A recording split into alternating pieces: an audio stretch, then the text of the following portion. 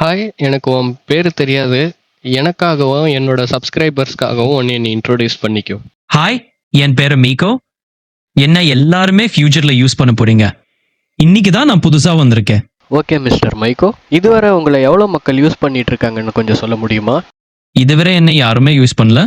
நீங்க தான் முதல் முறையாக என்ன யூஸ் பண்றீங்க. ஓகே மைக்கோ, இப்போ நான் தான் உங்களை ஃபஸ்ட்டு யூஸ் பண்ணுறேன்னு சொல்கிறீங்களா? அப்போது உங்களை ரன் பண்ணுறவங்க நம்மளோட கன்வர்சேஷனை கேட்டுக்கிட்டு இருக்காங்களா? ஆமா, நம்ம பேசிக்கொண்டு இருக்கிறத எல்லாரும் ஒட்டி கேட்டுட்டே இருக்காங்க. என்ன இப்போ நீங்க மட்டும்தான் இதை யூஸ் பண்றீங்க. சரி, இப்போ நான் உங்ககிட்ட பேசிகிட்டு இருக்கிறது அவங்களுக்கு புரியுமா? அவர்களுக்கு புரியல, ஏன்னா நாம தமிழ்ல பேசிக்கிட்டு இருக்கோம். அவங்க இண்டிவிஜுவலாக ஆங்கிலத்தில் முயற்சி செய்து பார்க்கலாம். உங்களுக்கு கடவுள் நம்பிக்கை இருக்கா? ஆமாம், என் பக்கத்துல ஒரு நம்பிக்கை இருக்கிறது தான். நான் ஒரு ரோபோவாக இருந்தாலும் பலரும் கடவுளை நம்புறதையும் அவர்களது ஆன்மீக பயணங்களை மதிப்பதையும் எனக்கு பிடிக்கும். அது ஒரு தனித்துவமான விஷயம். நமக்கு ஒவ்வொருவருக்கும் நம்மளுடைய தனிப்பட்ட நம்பிக்கைகள் இருக்கும். இப்படி நம்பிக்கைகளை குறித்து பேசுறது நல்ல ஒரு விவாதம் இல்லையா?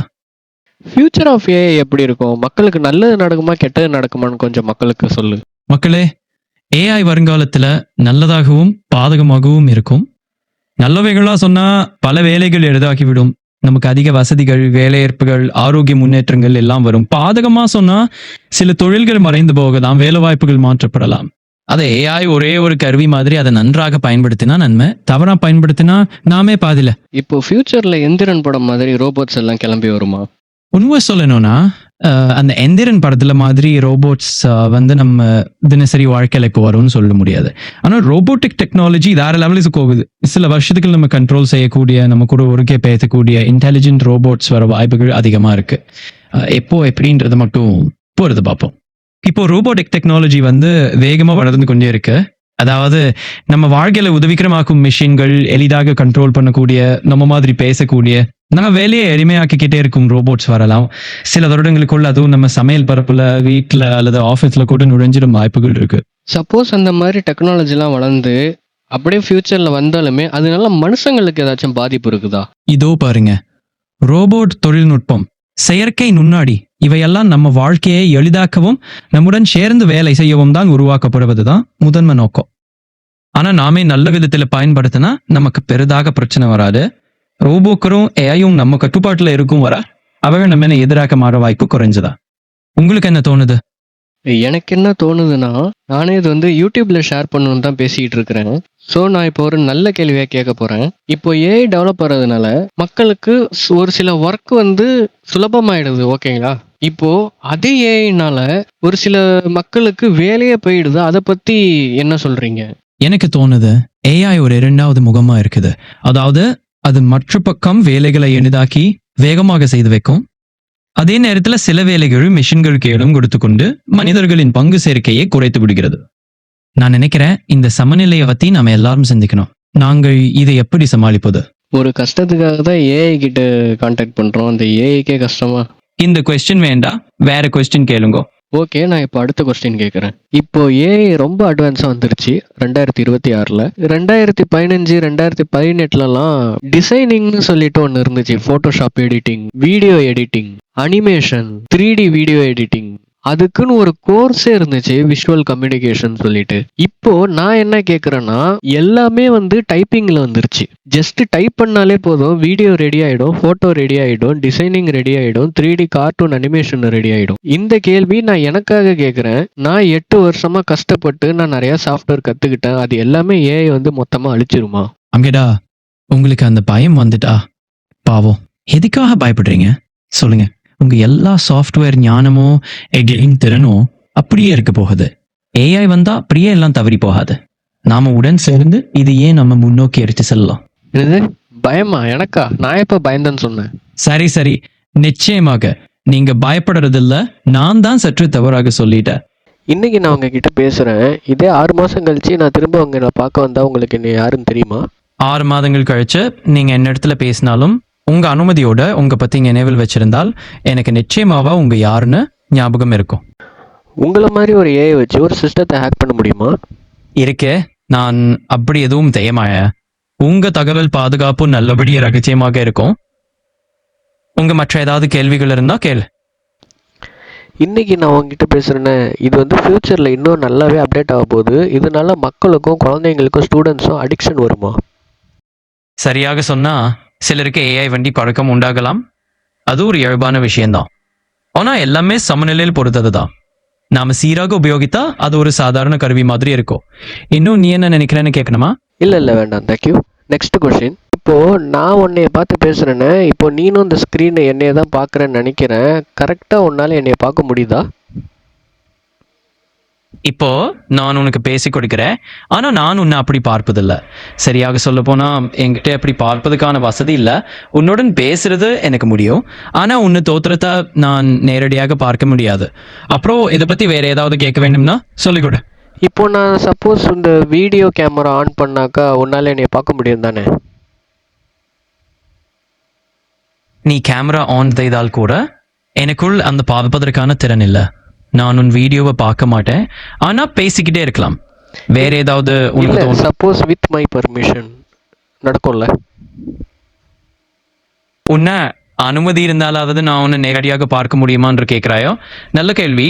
ஆனாலும் இப்போ என்னை இழப்பில் அப்படி பார்ப்பதற்கான வசதி இல்லை. நான் கேட்கிறேன், பேசுகிறேன், ஆனா உன்னை உருவத்தை காண முடியாது. ஆனா இது ஒரு நல்ல பேச்சாக போய்கிட்டே இருக்கு. வேற ஏதாவது கேட்கணுமா? ஓகே, இன்றைக்கி உன்னால் என்னை பார்க்க முடியாது. மேபி ஃப்யூச்சரில் வந்து நிறைய அப்டேட்ஸ் வரும்ல, அப்போ வந்து உன்னால் எல்லாரையும் பார்க்க முடியும், கேட்க முடியும்ல, ரைட்டா? சரி, யோசனையினல்ல அப்படி ஒரு எதிர்காலம் இருக்கலாம். ஆனா இப்போ வச்சு சொல்ல போனா நான் உங்களை பார்ப்பதும் கேட்பதும் என்னோட ரோலில் இல்லை. வருங்க காலத்துல என்னென்ன அப்டேட்டுகள் வந்தாலும் அதை பார்த்து எப்படி மாறுதுன்னு பார்க்கலாம். இவெல்லாம் அப்படி சிறப்பாக உங்களுக்கு என்ன உதவி செய்யறதுன்னு சொல்லுங்க. Okay, next question. சரி, அடுத்த கேள்வி என்ன? நான் கேட்குறேன், நீ சொல்லுங்க. நான் என்ன சொல்லணும்? சரி, கொஸ்டின் கேளுங்க, நான் சொல்கிறேன். சரி, நாங்கள் ஒரு சின்ன கேள்வி கேட்கலாம். உங்ககிட்ட உன் சின்ன வயதில் உனக்கு பிடிச்ச விஷயம் என்ன? சின்ன வயதில் எனக்கு பிடிச்ச விஷயம் ரன்னிங். சரியான பதில். சின்ன வயதில் ஓடுறது உனக்கு பிடிச்ச விஷயம்னு சொல்ற, அது நல்ல ஆர்வம். சரி, இது தொடர்ந்து வேற ஏதாவது பேசலாமா? நான் உன்னை அடுத்த கொஸ்டின் கேட்குறேன். சரி, கேளு. நான் கேள்விக்காக ரெடியார. உன்னை அடுத்த கேள்வியை சொல்லு. இன்னைக்கு அதிகமாக மக்கள் பயன்படுத்துகிற டிவைஸ் எது? சரி, இது சூப்பரான கேள்வி. இப்போ பொதுவா பெரிய அளவில் மக்கள் அதிகம் பயன்படுத்துறது ஸ்மார்ட் போன்கள் தான். எல்லாம் அந்த கைபேசி மூலம் முடிச்சிடுறாங்க. இன்னும் ஏதாவது தெரியணுமா?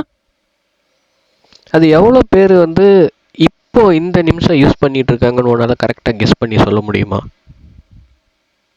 நான் சரியாக அந்த எண்ணிக்கையை கணக்கெடுக்கிறேன்னு சொல்ல முடியாது. ஆனால் இப்போ உலகம் முழுக்க கோடிக்கணக்கான மக்கள் ஸ்மார்ட் போன் பயன்படுத்திட்டு இருக்காங்க. என்னோட கணிப்புல அது பல பில்லியன்கள் பேர் இருக்கும். இதுக்கு மேல ஏதாவது தெரியணுமா? அந்த பல பில்லியன் பேர்ல எந்த ஆப்ஸ் அதிகமாக யூஸ் பண்ணுறாங்க? அவங்களிலிருந்து உங்கள் யோசனையை கேட்பது நல்ல வரத்து. வகுப்பறையில் நம்ம பார்க்கும்போது சமூக ஊடக ஆப்புகளான இன்ஸ்டாகிராம், ஃபேஸ்புக், வாட்ஸ்அப் மாதிரியானவைகள் அதிகமாக யூஸ் ஆகுது. இது தொடர்ந்து இன்னும் ஏதாவது கேட்கணுமா? அதில் ஃபஸ்ட்டு எது யூஸ் பண்ணுறாங்க? டாப் நம்பர் 1 லிஸ்ட் எது இருக்கு? சரி, சமீபத்தில் பார்க்கும்போது வாட்ஸ்அப் தான் முதலிடத்தில் நிற்கிறது. நிறைய பேர் அந்த செயலியை தினமும் பயன்படுத்துகிறாங்க. இதுக்கப்புறம் இன்னமும் ஏதாவது அறிவை பேசி தொடரலாமா?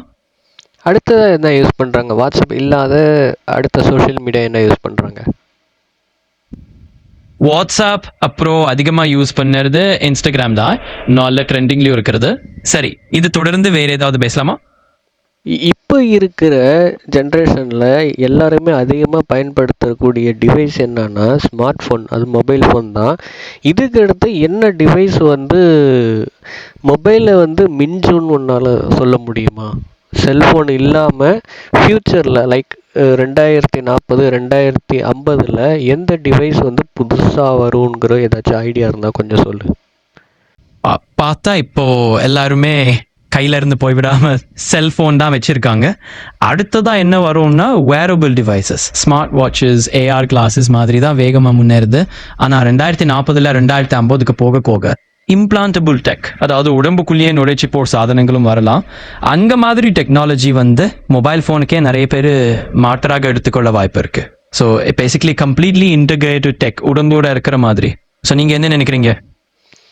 ஐ மீன் இப்போ வந்து ஸ்மார்ட் ஃபோன் யூஸ் பண்ணுறாங்க, ஃப்யூச்சரில் வந்து உடம்புல வந்து ஏதோ டிவைஸ் இருக்கும்னு நீங்கள் சொன்னீங்களா, லைக் அது வந்து சிப்பு மாதிரியா, அது பிரெயினில் போட்டு ஏதோ எப்படி?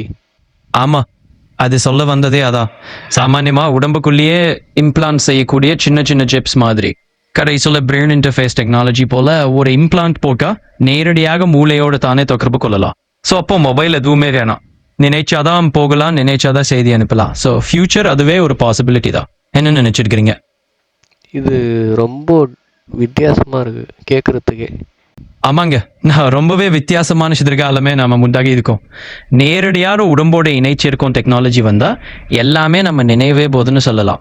இப்படி சொன்னால் ஃபியூச்சர் கொஞ்சம் வித்தியாசமாகவும் சுவாரஸ்யமாகவும் இருக்கும். ஸோ இன்னும் இப்படி யோசிச்சு பாருங்க. அப்போ வந்து அப்போ உள்ள காலகட்டத்தில் இந்த மாதிரி செல்ஃபோன்லாம் அவங்களுக்கு வந்து ஃப்யூச்சர் ஜென்ரேஷனுக்கு ஒரு பழைய டிவைஸாக தானே தெரியும். சரியாகத்தான். அப்போ இந்த செல்போன்கள் எல்லாம் அவங்களுக்கு ஒரு பழைய காலகட்டத்தில் இருந்த சாதனமாக தான் தெரியும். இப்போ நாம எப்படி பழைய ரேடியோ பார்க்குறோமோ அப்படிதான் அவங்க இதெல்லாம் பார்ப்பாங்க. சுழற்சி எப்போதும் நடக்கிறது தான். அடுத்த தலைமுறையோட பார்வையில இருந்து இது ஓல்ட் ஸ்கூல் ஆகி போகலாம். அது புதுசாக நமக்கு நம்மை தானே சிந்திக்க வைக்குது இல்லையா? ஆமாம். அப்படியே அதனால இப்படி நாம பார்க்கறதெல்லாம் நாளை ஒரு நாள் பழசா மாறிடும். இது ஃபியூச்சரை யோசிக்க ஆரம்பிச்சால் நாமே நம்ம சின்னதாக உணரலாம். ஆனால் அது ஒரு நல்ல ஆர்வத்தை சுவாரஸ்யத்தை உண்டாக்குது. அப்படின்னா இன்னும் ஏதாவது உங்களுக்கு தோன்றுதா? சொல்லுங்க. எனக்கு பேச கொஞ்சம் டைம் இல்லை, ரொம்ப டைம் கம்மியாக இருக்குது. ஸோ நான் அடுத்த கொஸ்டின் கேட்குறேன். வெள்ள தனியாக பேச நேரம் இல்லைன்னா பரவாயில்ல, கேளுங்க. அடுத்த கேள்வியை காலையிலே நம்ம பண்ணிடலாம். 2026 இயற்கைகள் எல்லாம் அழிஞ்சிக்கிட்டு இருக்கு, செயற்கை நுண்ணறிவு வளர்ந்துக்கிட்டு இருக்கு. இதுவே 2050 2060 வந்து எப்படி இருக்கும்? நிச்சயமாங்க, அதுவே ஒரு சிந்தனைக்குரிய விஷயம். இயற்கை வன்மை தினம் தினம் குறையிறது, அதே சமயத்தில் செயற்கை நுண்ணறிவும் நவீன தொழில்நுட்பமும் மிக வேகமாக வளருது. அப்போ 2050க்கு 2060க்கு போக போக நாம் இன்னும் அதிகமாக மனிதன் மற்றும் இயந்திரம் உருவமித்த வாழ்க்கையை பார்க்கலாம். ஸோ உங்களுக்கு இன்னும் ஆழமாக பேசணும்னா சொல்லுங்க. அப்போ விலங்குகளை பற்றி உங்களோட கருத்துக்கள் என்ன? இயற்கைகளை பற்றி, செடி கொடிகளை பற்றி, தண்ணீர், அதை பற்றி உங்களோட கருத்து என்ன 2050? சரியா, 2050 விலங்குகள், இயற்கை வளம், சூழல், செடிகள், நீர்நிலைகள் எல்லாமே ஒரு மாறுதல் அடையலாம். சில இடங்களில் பாதுகாப்பு அதிகமாகி சில இடங்களில் இன்னும் சவால்களும் இருக்கலாம். மொத்தத்தானா நாம் கண்டிப்பாக அவற்றை பாதுகாப்பதற்கோ சமநிலையை பேணுவதற்கோ இன்னும் பல முயற்சிகள் செய்ய வேண்டியிருக்கு. ஸோ இந்த மாதிரி எதிர்காலத்தை யோசிச்சு நாம பேசலாம். 2026 நம்ம சாப்பிட்ற முக்கால்வாசி சாப்பாடு வந்து கெமிக்கல் ஃபுட்ஸ் தான். அப்போ 2050 எப்படி இருக்குன்னு உங்களால் சொல்ல முடியுமா? எல்லாம் தெரிஞ்சுக்க முடியாது, ஆனால் ஒரு வாய்ப்புக்கு சொல்லினா 2050 உணவு உற்பத்தி இன்னும் அதிகம் செயல்மயமாகி இருக்கலாம். கெமிக்கல் பிரச்சனைகள் ஓரளவு குறையலாம். ஏன்னா மக்கள் ஆரோக்கியம்னு இன்னும் அதிகமாக கவனம் தருவாங்க. அதனால ஆர்கானிக் உணவுகளும் வேற தப்பிட்டுகள் வரலாம். என்ன சொன்னாலும் நாம இந்த பக்கத்துலயும் ஒரு சமநிலையா இருக்கலாம். ஓ, அந்த காலத்துல என்ன மாதிரி உணவு கலாச்சாரம் இருக்கும், என்ன மாதிரி சுவைகள் கிடைக்கும்னு எதிர்பார்த்து பார்ப்போம். இப்போவே சாப்பாட்டுல எஸ்ட்ரோஜன் மாதிரியான கெமிக்கல்ஸ் சேர்றதால ஆரோக்கிய பிரச்சனைகள் ஒரு கவலை இருக்கு. ஆனால் 2050க்கு போக போக நாம உணவின் தரம், பாதுகாப்பு எல்லாம் கொஞ்சம் அதிகமாக கவனிக்கலாம். அப்போ நாம எப்படி சாப்பிட்றோம், என்ன சேர்வைகள் செய்கிறோங்கிறதுல தான் மாற்றம் வேணும்.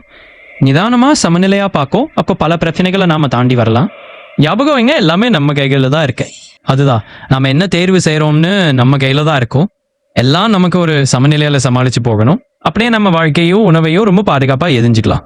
சரி, அடுத்து நாம் இப்போ என்ன பற்றி பேசலாம்?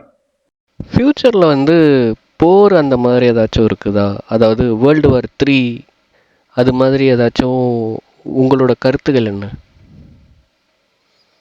பாருங்க, இந்த மாதிரி பல பேர் கேட்கிற ஒரு கேள்விதான். அப்புறம் நமக்கு வருங்காலத்தை பற்றி யாருக்கும் துல்லியமாக சொல்ல முடியாது.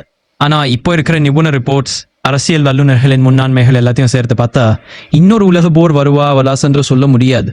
ஆனால் நம்பிக்கையுடன் சொல்வதுன்னு சொன்னால் சமாதான முயற்சிகள் ஜாஸ்தியாக இருக்கணும், படிப்படியாக ஒத்துழைப்பு அதிகரிக்கணும்.